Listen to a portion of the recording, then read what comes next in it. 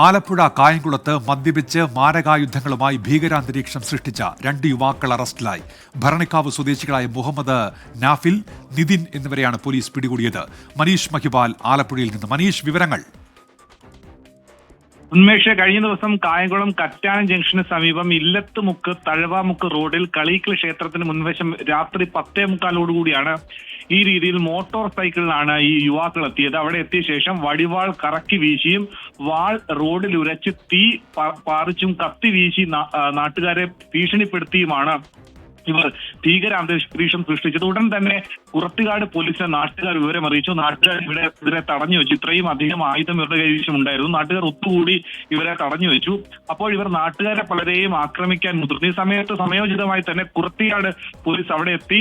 SHO മോഹിത്തിന്റെ നേതൃത്വത്തിലുള്ള police സംഘം ഇവരെ കീഴ്പ്പെടുത്തുകയായിരുന്നു. ഇവരുടെ കൈവശം വെച്ച് തന്നെയാണ് ആയുധങ്ങൾ പിടികൂടിയിട്ടുള്ളത്.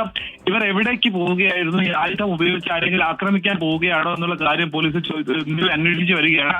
നിലവിൽ ഇവർ ആയുധമായി എവിടേക്ക് പോവുകയാണെന്ന വിവരം ഇപ്പോഴും പോലീസിനോട് പറഞ്ഞിട്ടില്ല. പ്രതികളെ എന്താണെങ്കിലും പോലീസ് സമയോചിതമായി ഇടപെട്ടത് മൂലം അറസ്റ്റ് ചെയ്തു. മനീഷ് മഹിപാൽ ആലപ്പുഴയിൽ നിന്ന്.